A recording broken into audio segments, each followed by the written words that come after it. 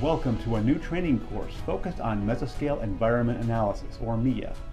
There is growing interest in the role of MEA in severe weather operations. However, we don't have a solid training program on the subject.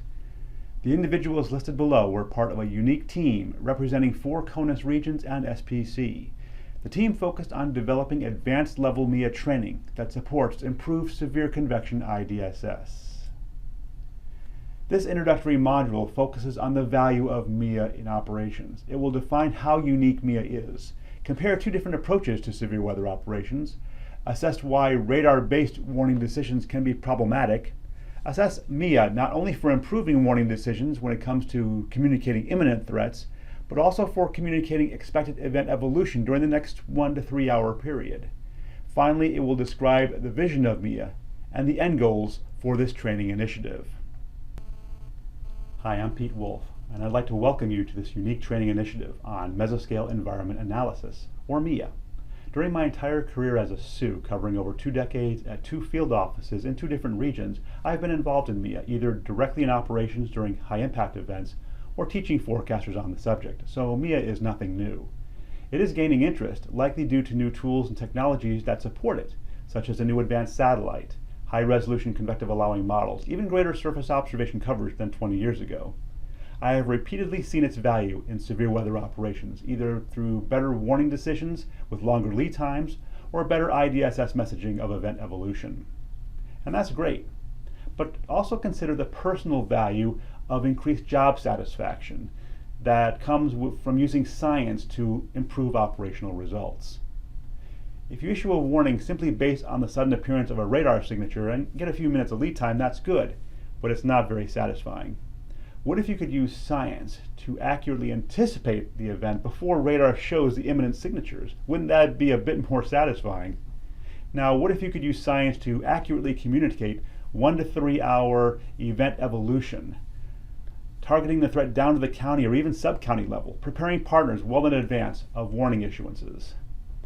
It is the challenge that MEA offers that brings substantial job satisfaction, using science to make good decisions rather than letting the technology do so for us. There are no MEA requirements in operations. Radar-based warning efforts are sufficient to meet mission objectives.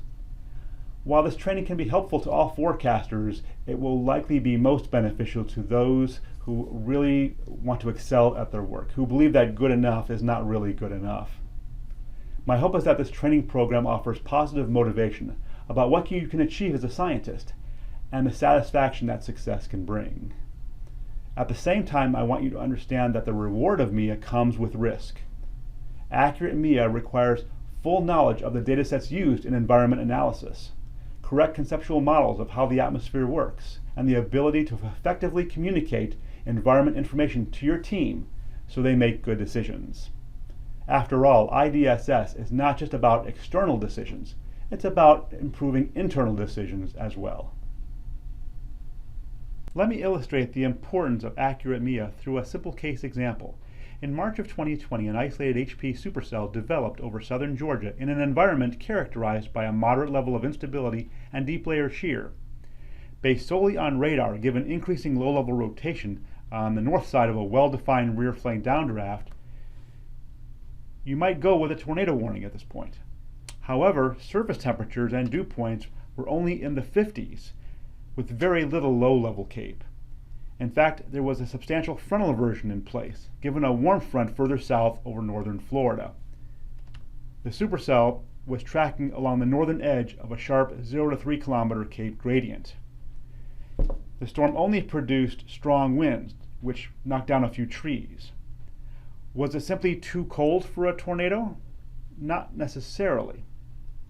In fact, a month earlier in the Mid-Atlantic region, another event occurred, also with surface temperatures and dew points in the 50s. But the vertical temperature profile was different, with no low-level inversion. Cape values were small, but large enough to promote deep moist convection. And a powerful storm system promoted very strong vertical shear. The result was numerous damage reports, including a few tornadoes. So in addition to the need to focus three-dimensionally on the environment, these two cases also illustrate the importance of not focusing on specific values of fields like CAPE. The tornadic case here had much lower overall CAPE than the non-tornadic case, but had higher values of CAPE in the lowest 3 kilometers. There are two basic approaches to severe storm operations. First, there's the recipe approach. Here, there's no science needed. What you need is written out for you. This is reactive in nature. You respond to a specific thing with a specific action. This is a safe approach, as the guidelines or requirements are responsible for any errors that result. In contrast, the science approach focuses on predicting, anticipating. Here you have to make decisions, often without supporting guidelines or requirements to back you up. Sometimes you'll be wrong. In the recipe approach, why is that not sufficient when it comes to using radar for warning decisions? The answer is seen in our national verification statistics, which have come down in recent years. Here we see 2-year average covering 2018 and 2019. Even for strong tornadoes on the right, our scores have come down, with lead times down to nearly 10 minutes, and nearly 20% of these events not warned. Are we doing our best by focusing primarily on radar data? In the recipe approach, the radar tells you what action to take. See a moderate or strong rotational signature, issue a tornado warning. In the science approach, radar is used to confirm or adjust expectations. Take a look at the radar animation to the right. It shows a fascinating evolution, with an initial line of storms breaking up into discrete supercells, with dominant left movers north and dominant right ones to the south. The hodograph is likely different from north to south across Indiana. Also note another set of somewhat discrete storms behind the initial batch that tries to upscale into a line, the opposite evolution of the initial line of storms. So the difference between the two approaches can mean greater value, not just from our products to customers and partners, but to you in the form of job satisfaction. Consider a scenario in which you're making chocolate chip cookies. The recipe calls for a teaspoon of baking soda. When you discover you have no baking soda, what do? Well, in the recipe approach, you follow the recipe with what you have, likely leading to a poor result. In the science approach, you Google baking soda substitute and utilize baking powder as recommended, likely leading to a successful result. So likewise, for MIA, you wanted to utilize the science approach to use extra additional information to anticipate and to better understand what the radar is going to show as it is showing it. I'd like to provide a personal example of the value of MIA when it comes to anticipating events and the decisions to be made. It occurred early on in my days in Jacksonville. I don't recall the exact day, thus I have to simulate the radar images here, but I recall the event very well. During the day shift, I was contacted by the emergency manager in Wayne County, Georgia, who was in touch with the school board. They needed to know about whether or not to let school out early. You see, in that part of Georgia, roads are mostly dirt roads, which in thunderstorms become mud roads, not good for school buses. I told the guy that radar did not show much, and our model guidance wasn't excited about the potential for thunderstorms, but we did have a 20% chance for an isolated storm late in the day. Over the next few hours, it looked okay. Shortly afterward, the forecaster I was working with came up to me and pointed out these two narrow bands of pinprick showers that appeared to be moving toward each other. One was likely the East Coast sea breeze. I'm not sure what the other one was. Upon closer look, my heart sank. In a moist, unstable, uncapped environment, the collision of these boundaries was likely going to initiate convection, not over Appling County and certainly not over Glynn County, but, of course, right over Wayne County, the only one I briefed. and with little flow aloft, the storms would move very little, yielding heavy rainfall and potential flooding. So with my head down in frustration, I called the emergency manager back and indicated that while radar still doesn't show anything, we had noticed a few boundaries that may come together and generate intense thunderstorms over the central part of Wayne County, producing heavy rain and possible flooding over the next hour or two. Sure enough, an hour later, as the boundaries merged, intense storms developed in a band right over central Wayne County. So what could have been an embarrassing failure fortunately ended up a success, anticipating impact before radar showed it. That is what MIA is about. The problem with radar-only decisions is that they can be misleading at times. Here are some examples. The strong wind associated with a Boeing line segment can be underestimated if the flow is directed perpendicular to the beam. Potential tornado signatures with storms close to the radar site may not be seen if the storm is far from the radar, such that the beam overshoots the signatures. Sometimes signatures may not be clear-cut. Does the right image show a weak echo region associated with a developing supercell, or does it show two distant cores, one new and elevated next to one that's mature, that are close together and essentially average together in a wide beam? Radars may also run a little warm or cold, and that might impact interpretation a little, especially if two nearby radars show a given storm a little differently. The radar imagery here clearly suggests a tornadic supercell. Note the environment information on the sounding and hodograph supporting that. But what if the near storm environment sounding actually looked like this, suggesting more of an elevated storm? If we could recognize events solely from radar, wouldn't our verification scores be much better? There is very little coincidence in weather. If radar shows something that doesn't make sense to you, you are misinterpreting something or error exists in what the radar is showing. A thunderstorm does not know its location, the time of year, or time of day, if a warning has been issued for it, or where the ground is for that matter. It's not that smart.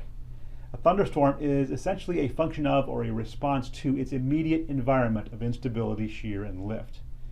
So if you have an Oklahoma supercell environment in southern Florida, guess what you'll likely end up with in southern Florida? Most likely a supercell event.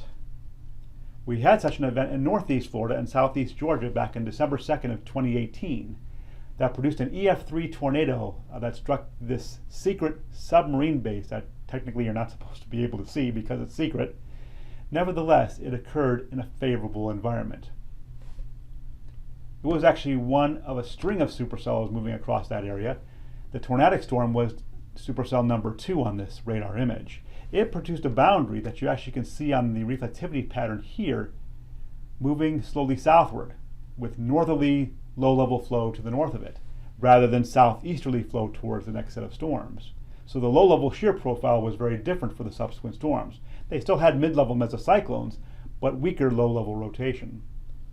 Thus, we had severe thunderstorm warnings out for the subsequent supercells, rather than having this area under tornado warnings for multiple hours.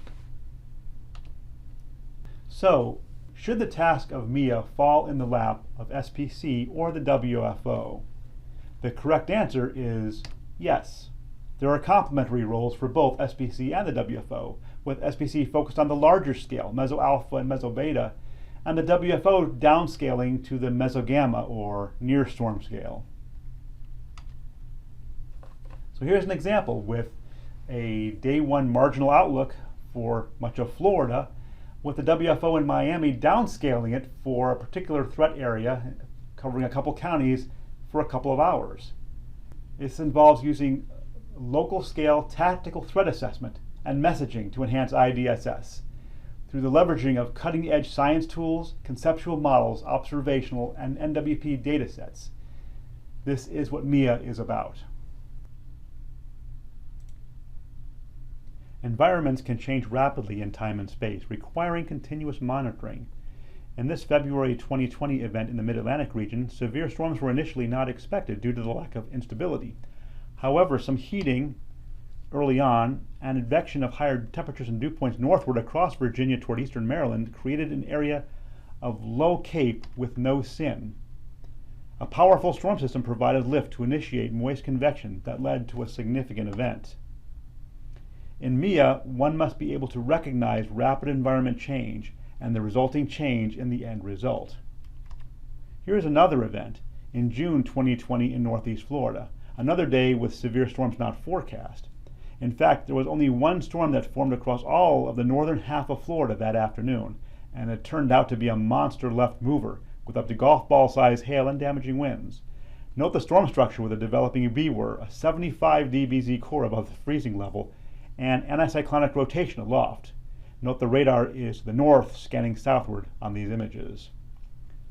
Sure enough, the nearest sounding showed a good level of instability and an anticyclonically curved hodograph given southeasterly inflow, yielding negative SRH that supported a dominant left mover. These cases illustrate that MIA is not just needed on enhanced, moderate, or high-risk days, but even on days with marginal risk or even general thunder forecast days.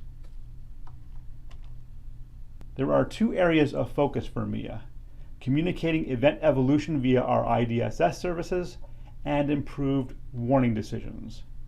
Take a look at this forecast for the afternoon. Which one provides better actionable intelligence? There is more detail provided in the bottom example. Here we see a 3 p.m. update as isolated storms develop. Again, the bottom example provides more detail on the where and when to support better decisions. Hopefully you see the difference. The more precise and accurate, the more useful. Neither precision without accuracy nor accuracy without precision are helpful. So how do we do this? How do we promote sustainable, reproducible, repeatable IDSS enhancements? It's through a science foundation, mesoscale analysis. A key focus for warning decisions is using near-storm environment information to enhance lead time. Take this example that marine offices often face. A squall line is heading toward the coast. Now, boats travel at only 6 to 8 knots, so they need more than our typical 10 or 20 minutes lead time to get to port. They need their alert at the time of the left image, an hour at least, before moving offshore. The right image yields no option but to ride the storm out. Perhaps okay for a large boat, but not so much for a small boat. How about for inland warnings? The typical result based on radar is to track the line of storms across a given polygon, and as it approaches the end of it, issue a new downstream polygon. The problem with this is that it provides very little lead time to the western part of the downstream polygon. In the case of a marginal environment where there is uncertainty if the line will remain severe as it exits the polygon, this may be the best route. But if the environment is favorable downstream of the initial polygon, why not issue the downstream polygon sooner to provide more lead time to towns in the western part, as shown on the right image? What do you think is the answer to this question? The correct answer is true and false. It's all a matter of perspective. It all depends on one's needs. If you need to just take immediate shelter at your current location, a 5 or 10 minute lead time is more than sufficient. But if you're not located near a safe place, it may take more time for you to get there. Usually discussions on lead time focus on time for taking shelter. Our current averages, around 8 to 10 minutes for tornado warnings, for example, are quite sufficient for that purpose. In fact, the official definition of warning contains short lead time terms like imminent or occurring. But think for a moment about the decisions to be made prior to that for taking shelter. What value can a 45 or 60 minute lead time provide for those decisions that a 5 or 10 minute lead time likely cannot? Some examples. It would allow me time to finish a task, be it shopping at a store or a task at work, before heading home to shelter with family, rather than having me shelter in place and leaving my family on their own. It would provide the time needed for a hospital or other medical facility to move disabled patients to an appropriate shelter, or a time for an airport to move aircraft on the tarmac back to the terminal so passengers can shelter in the terminal rather than on an aircraft. Both of those efforts take time. It would give extra time for someone in an unsafe mobile home to move to a more sturdy shelter, be it a church, a school, or a mall. It would allow a TV meteorologist time to prepare for a live on-air broadcast rather than being potentially caught off guard. And it would allow government entities the means to move resources in preparation for an event. For example, being able to shut down part of an interstate ahead of an approaching large tornado. That takes time to make happen. So there can be considerable value from this longer lead time beyond simply time to take shelter. This leads to an interesting question. Should that lead time come from the warning itself or from another form of IDSS communication? How might the IDSS forecaster, with the help of the radar person and the mesoanalyst, provide targeted threat information in advance of warnings? This is an important part of the course.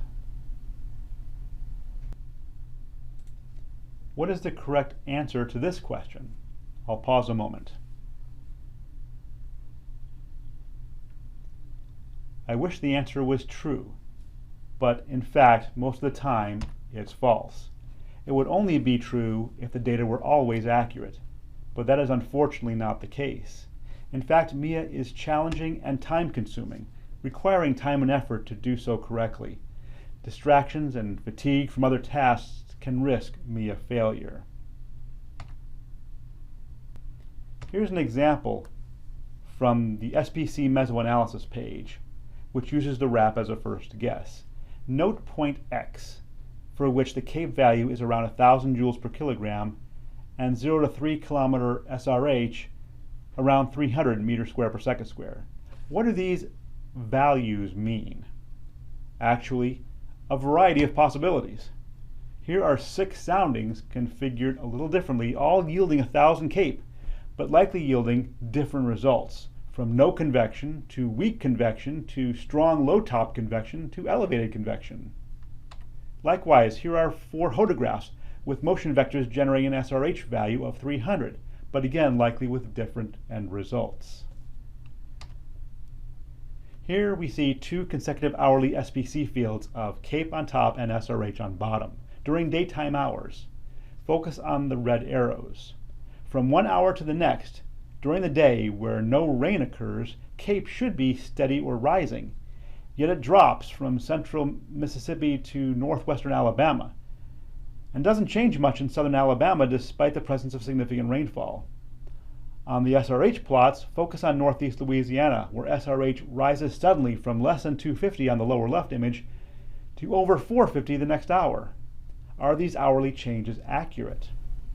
Now, if the data were always complete and accurate, and our interpretation was always accurate, then MIA would be simple. The effort would shift from the science approach to the recipe approach. When the environment shows this, then just do that. Unfortunately, that's not the case.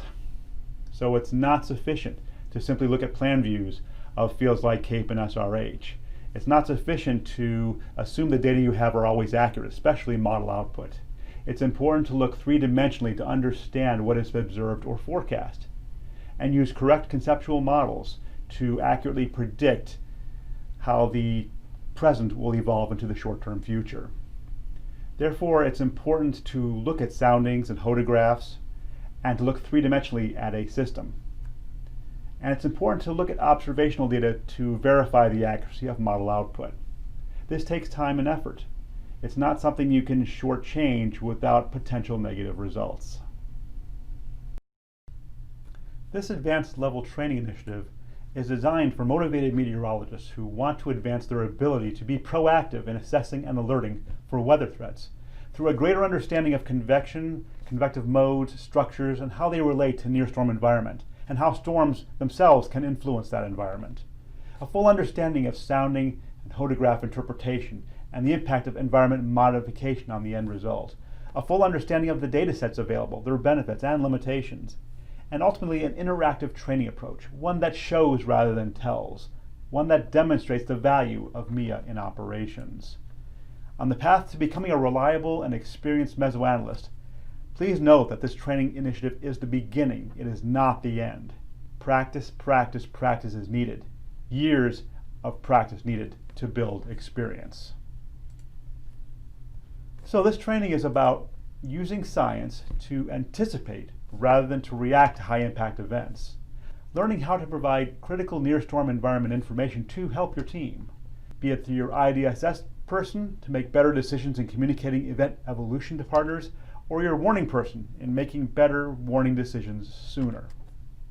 Now, our focus in this training initiative is on the severe convection program, but it's equally applicable to flood, winter storm, fire, weather, and even the tropical programs. The conceptual models may be different, but the approach to doing MIA is identical. For this initiative, the MIA vision is to have a set of MIA experts at the WFOs who provide critical support to enhance high-impact products and services. The mission of this training initiative is to provide a meaningful interactive training program that provides or enhances a participant's ability to improve high-impact operations through the injection of critical real-time environment information. Our end goal for your office is, of course, to improve the level of services provided, better event evolution information, particularly a few hours before an expected event, thus improved IDSS, and better convective warning decisions that support longer lead time and fewer missed events. For you specifically, our goal is for you to become an effective mesoanalyst for your WFO during high-impact events, supporting proactive rather than reactive decisions, and from that, gaining real job satisfaction. Here is the course outline. You are presently in part 1 of the course, focused on a science foundation assessment. These assessments covering a variety of topics are provided for your benefit to ensure you have a firm science foundation prior to entering part 2, the meat of the course. If you feel your knowledge in a particular assessment topic is weak or you don't score well on the assessment, you're urged to review the training resources provided for that particular topic. Again, part 2 is the meat of the course. It's divided into 3 sections: key tools and technologies for the mesoanalyst, mesoanalysis operations, focused on conceptual models for the different convective hazards, and mesoanalyst communications, how you communicate the information to your warning person, an IDSS person, and how you would communicate it in English to partners if you're also involved in IDSS efforts. Part 3 brings it all together through more intensive case exercises. At the end, there is a formal learning assessment for the course, which you will access through the CLC to get credit for course completion. Here's a summary of the key points of this module. Mesoscale environment analysis in severe weather operations is not a new concept, but rather one given a boost from new tools, techniques, and technologies. Unlike the recipe approach, by which radar indicates what actions to take and when, often with little lead time, MIA focuses on the science approach, more proactive and predictive effort to generate a better end result with considerably greater lead time. Understanding near-storm environment can support better threat and event evolution information for core partners and the public through improved messaging for the upcoming 1 to 3 hour period, as well as better warning decisions supporting longer lead times. This training initiative aims to support the spin-up of highly trained mesoanalysts at each WFO to achieve the desired end result. So, if a thunderstorm is a response to its immediate environment of instability, shear, and lift, then if you can correctly understand that environment, you have a leg up on the radar. The value of this is not just the greater accuracy and lead time you can provide to customers and partners, it's also the greater personal job satisfaction you can gain by using science to accurately anticipate hazards and support more lead time as a result. I hope you find this training course to be beneficial on your path to helping your office so that MEA doesn't end up MIA.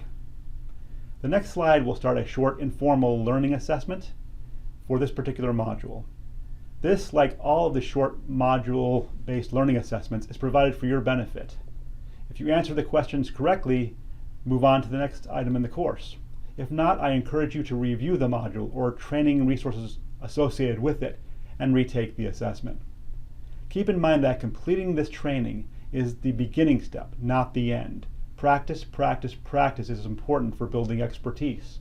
So learning this material and practicing what you've learned through real-time or archived events are important steps to becoming a successful operational mesoanalyst and gaining the satisfaction that event success can bring. For this learning assessment, you will get 6 questions. Each question slide will be followed by the answer slide for that question. As needed, pause the video as you try to come up with your answer. Record it on a piece of paper. Then continue the video to reveal the answer to each question. Good luck.